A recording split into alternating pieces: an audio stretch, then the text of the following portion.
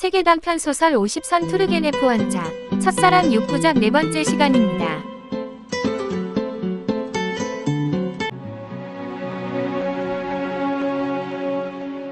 지난 이야기. 지나이다를 사랑하게 된 나는 그녀의 마음을 얻지 못해 안절부절 못한다. 지나이다는 자신을 흠모하는 남성들을 마음껏 조롱하고 그들의 복종을 즐긴다.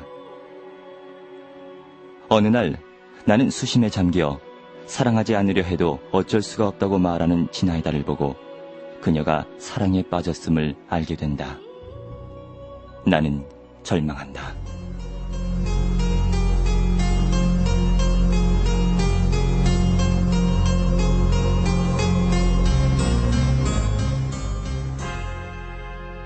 나의 본격적인 번민은 그 순간부터 시작되었다. 나는 내색을 하지 않으면서 지나이다의 행동을 끊임없이 감시했다.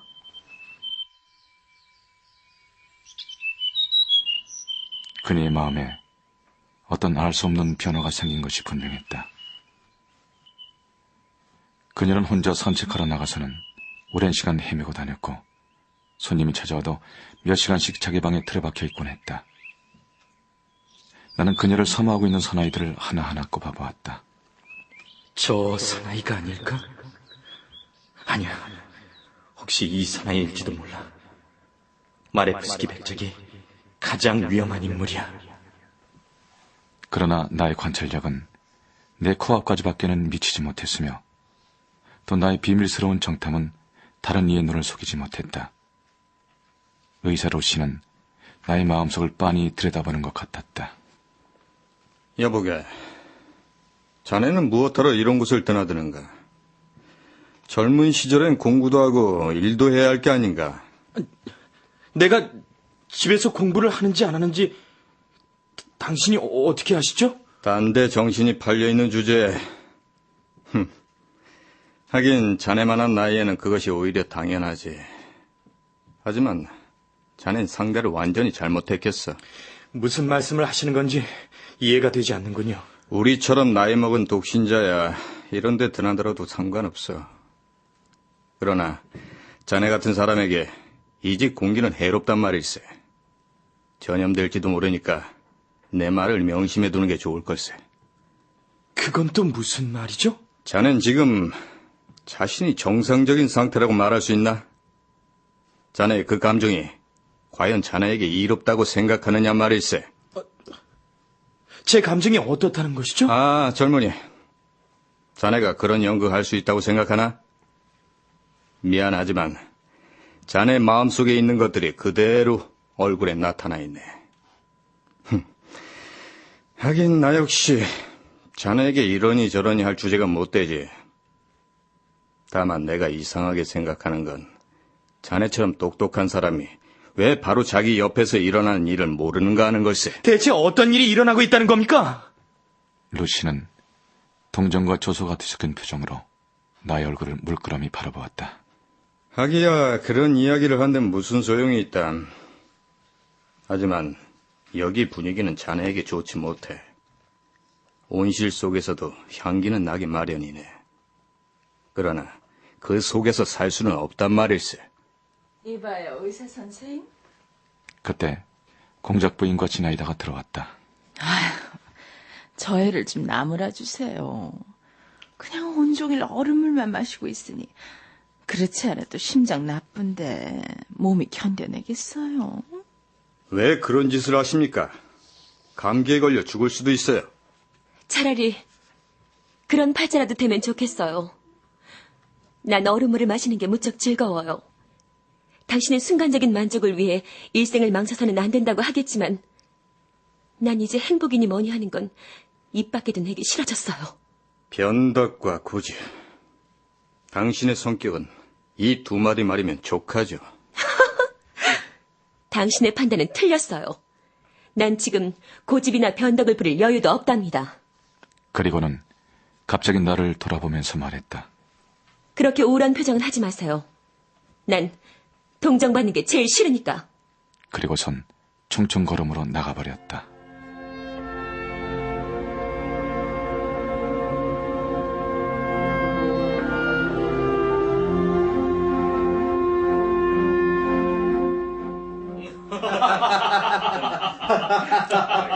그날 저녁 자석힌 공작 부인의 집에는 여느 때와 마찬가지로 손님들이 모여들었다. 나도 그 속에 끼어 있었다. 화제는 마이더노프의 장편 시로 옮겨졌다. 만일 내가 시인이라면 좀 더 색다른 주제를 선택할 것 같아요. 밤중에 커다란 배를 타고 고요한 강의에 나와 있는 젊은 처녀들을 주제로 시를 지을 거예요.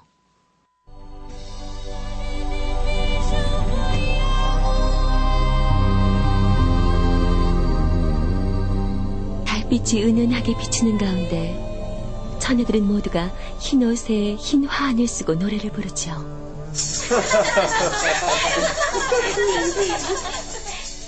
갑자기 강 기슭에서 왁자지껄한 웃음소리에 이어 횃불이 나타나고 탬버린 소리가 들려오죠.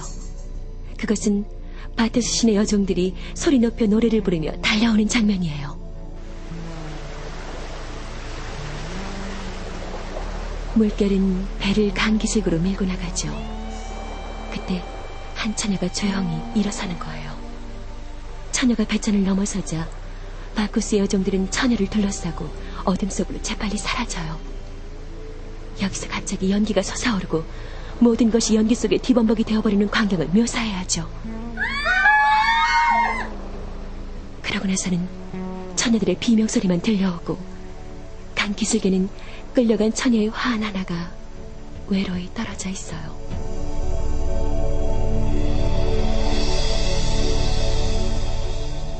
아, 우리 비유놀이를 하는 게 어때요?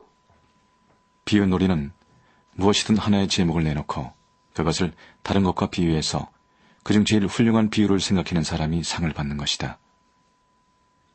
지나이다는 창가로 다가갔다. 방금 해가 진 뒤여서 하늘에는 붉고 가느다란 구름이 높이 떠 있었다. 저 구름은 무엇과 비슷할까요?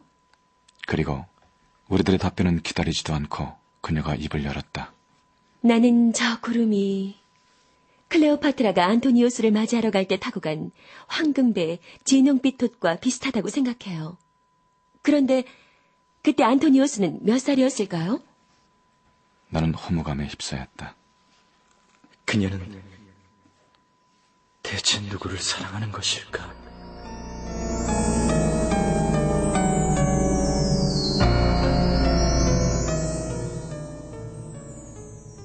며칠이 지났다. 그 사이에 지나이다는 점점 더 이상하게 변해갔다.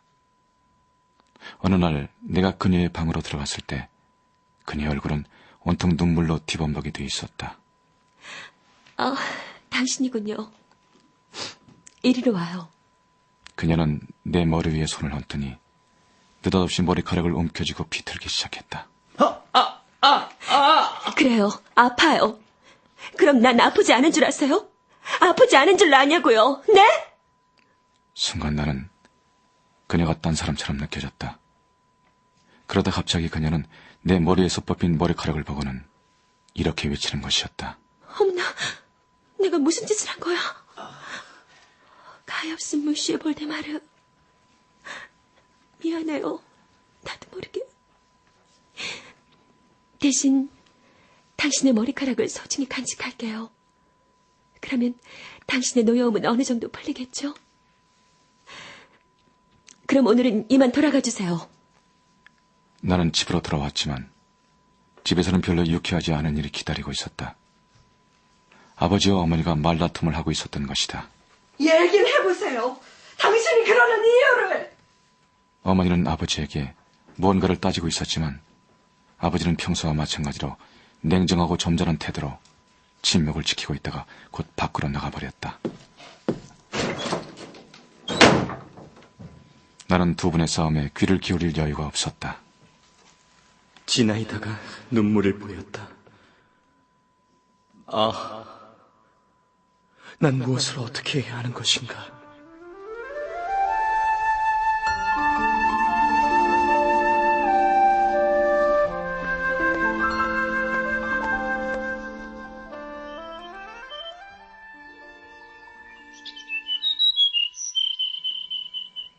나는 공상에 사로잡혀 끊임없이 한적한 곳만 찾아다녔다. 나는 반쯤 허물어진 온실이 높은 담 위에 올라가서 가장 불행하고 고독하고 슬픔에 잠겨있는 청년처럼 가만히 앉아있곤 했다.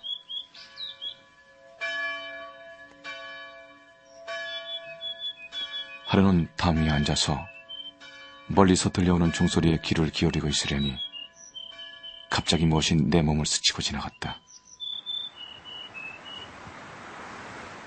미풍 같으면서도 미풍은 아니고 떨림도 아닌, 그러니까 숨결과 같았다고나 할까?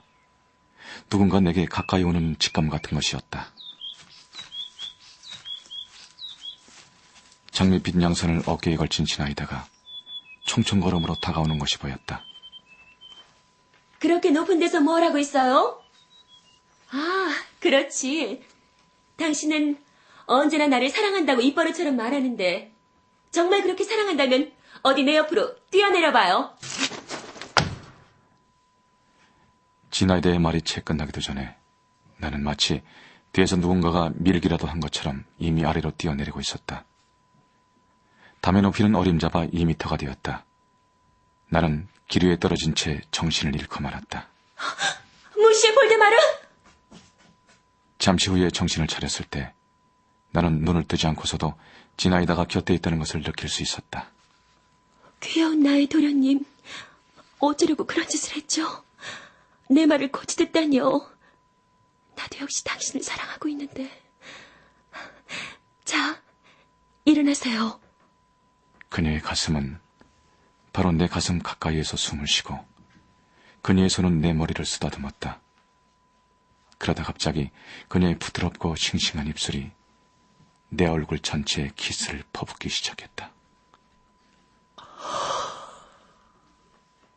그런데 그때 지나이다는 내가 눈을 뜨지 않았는데도 내 얼굴 표정으로 봐 내가 의식을 회복했다는 것을 알아차린 듯 재빨리 몸을 일으키며 쌀쌀한 투로 말했다. 자, 일어나요, 장난꾸러기. 그리고 어서 집으로 돌아가요. 내 뒤를 따라오면 못 써요. 만약 그랬다가는 화를 낼 거예요. 그녀는 재빨리 가버렸다. 나는 길 한가운데 쭈그리고 앉았다. 그때 내가 경험한 행복감은 내 평생 2번 다시 느껴볼 수 없는 환희 그 자체였다. 참으로 나는 아직 어린애였던 것이다.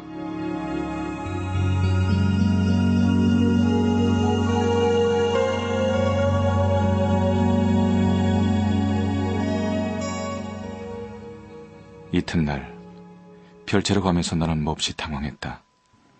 그러나 지나이다는 조금 더 동요의 빛을 띠지 않고 지극히 태연하게 나를 맞았다. 물론 나는 지나이다에게 어떤 특별한 것을 기대하고 있지는 않았지만 그녀의 침착한 태도는 마치 머리 위에서 냉수를 끼얹은 것 같은 기분이 들게 했다. 내가 먼저 이야기해볼까? 어제 어디를 갔었는지 물어볼까? 그때 베르부저로프가 들어왔다. 온순한 말은 구할 수가 없군요. 브라이타크가 틀림없이 구해준다고 했지만 믿을 수가 있어야지. 걱정이에요. 뭐가 걱정이에요? 당신은 말을 탈 줄 모르잖아요. 무슨 일이라도 생기면 어떡해요? 그건 그렇고 어째서 갑자기 말을 탈 생각을 하게 됐죠? 그런 것까진 알 필요 없어요.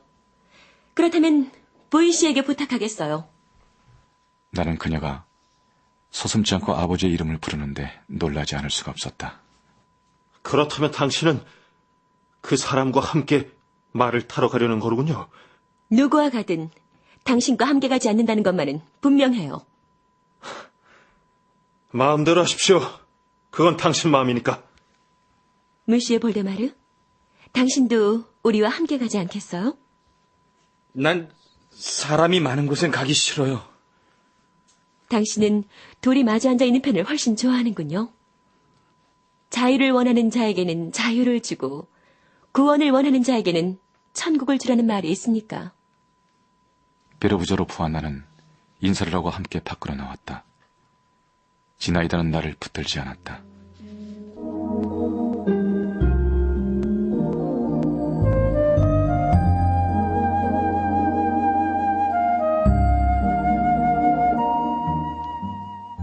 이튿날 아침 나는 일찍 일어나서 성문 밖으로 나갔다. 우울한 기분을 풀어볼 작정이었다. 상쾌한 바람이 조용히 불어왔다. 마음속에서 잊을 수 없는 지나이다와의 키스가 다시금 되살아났다. 그리고 지나이다는 내 결단력과 영웅적인 행동을 높이 평가할 것이라고 생각하자 마음이 한결 가벼워졌다. 그녀의 눈에는 다른 사람이 나보다 훌륭하게 보이겠지만 그러나 염려할 건 없어. 다른 사나이들은 입으로만 큰 소리 치는 것을 나는 실제로 보여주지 않았는가. 그녀를 위해서라면 어떤 일이라도 할 수 있어. 그때 문득 등 뒤에서 말발굽 소리가 들려왔다. 나는 뒤를 돌아보다 나도 모르게 발걸음을 멈추었다. 아버지와 지나이다가 말머리를 나란히 앉혀 오고 있었다. 아버지는 몸을 그녀 쪽으로 돌리고 무슨 얘기를 나누고 있었다. 아버지의 얼굴에는 미소가 감돌고 있었다. 지나이다는 눈을 내리뜨고 입을 꼭 다문 채 잠자코 있었다. 저 여자는 어찌하여 저 여자는 저렇게 얼굴이 창백할까? 나는 집으로 돌아왔다. 아버지는 이미 말쑥하게 옷을 갈아입고 어머니에게 평론 잡지를 읽어주고 있었다. 그러나 어머니는 별로 귀담아 듣지 않는 표정이었다. 블라디미르, 하루 종일 어딜 갔었니? 정체를 알 수 없는 사람이랑 아무데나 돌아다니지 말거라. 나는 혼자 산책하고 왔어요라는 대답이 먹구멍까지 나왔지만 무슨 이유에서였는지 아버지의 얼굴을 보자 입을 열 수 없었다. 투르게네프 원작 첫사랑 4부를 들으셨습니다. 19세기 중반 러시아 리얼리즘 문학을 선도했던 뚜르게네프는 당시 젊은 지식인들의 정신적 지도자로 지대한 영향을 끼쳤는데요. 오늘은 당시 문학의 경향과 함께 이 작품의 의의에 대해 서울대 노노문학과 이현우 선생님의 말씀으로 들어보겠습니다. 19세기 중반에 러시아 리얼리즘을 선도했던 투르게네프는 여러 편의 사실주의 소설, 사회소설들을 통해서 많은 영향을 끼치게 됩니다. 특히 1862년에 발표한 아버지와 아들에서는 1840년대 세대와 1860년대 세대 간의 세대 간 갈등, 이념적 갈등과 함께 러시아 문학사에 최초로 등장하는 니힐리스트, 즉 허무주의자인 바자로프의 운명을 다룸으로써 많은 반향을 불러일으키게 됩니다. 특히 투르게네프는 이념의 문제를 소설에 가져오면서 여성 문제에도 많은 관심을 기울였기 때문에 동시대의 체르니첵스키 같은 비평가는 투르게네프의 소설을 무척 좋아했고 무엇을 할 것인가라는 작품에는 이러한 투르게네프의 영향이 반영되어 있기도 합니다.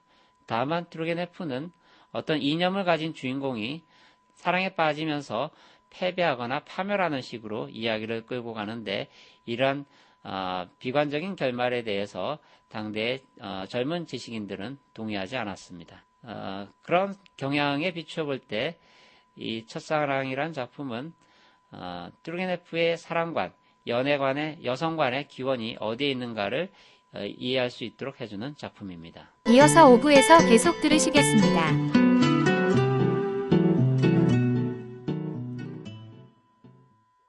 시청자 여러분의 구독과 좋아요는 영상 제작에 큰 도움이 됩니다.